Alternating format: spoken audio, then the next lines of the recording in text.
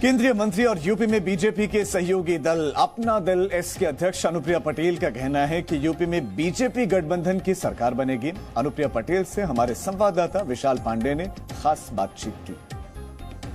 अनुप्रिया जी, अब तो गठबंधन आपका तय हो गया है, कितनी सीटों पर लड़ने जा रहे हैं आप लोग बीजेपी के साथ? अभी सीटों पर चर्चा हमारी जारी है और सीटों पर एक एक सीट पर चूंकि डिस्कशन हो रहा है, आप जानते हैं थोड़ा पेचीदा मसला होता है, लेकिन अब एक आध दिन के अंदर हम एक निष्कर्ष पे पहुंच जाएंगे, तब सीटों की संख्या भी स्पष्ट हो जाएगी।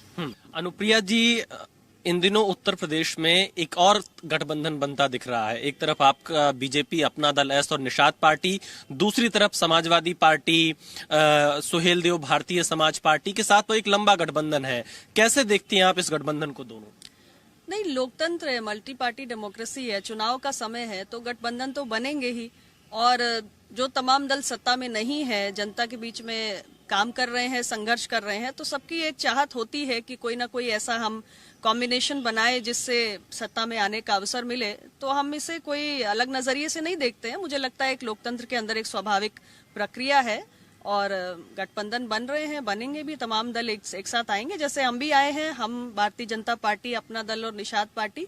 और निश्चित रूप से मुझे पूरा विश्वास है कि जैसे हमें पिछले कई चुनाव में इस गठबंधन को पूरे मन से उत्तर प्रदेश की जनता ने स्वीकार किया है, वैसे ही एक बार फिर 2022 में हमें उत्तर प्रदेश की जनता की सेवा करने का अवसर मिलेगा। अनुप्रिया जी, ओबीसी वोट बैंक को लेकर बहुत चर्चा हो रही है। बीजेपी छोड़कर स्वामी प्रसाद मौर्य सपा में चले गए, दारा सिंह चौहान चले गए, धर्म सिंह सैनी चले गए, तो ओबीसी वर्ग क्या देख रहा है? उनके मुद्दे क्या है? क्या आपको लगता है कि वो आपके गठबंधन से दूर जा रहा है?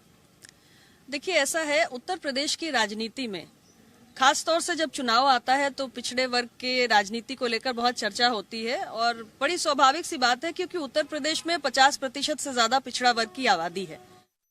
Presenting B News app available on Google Play and App Store. Download it now.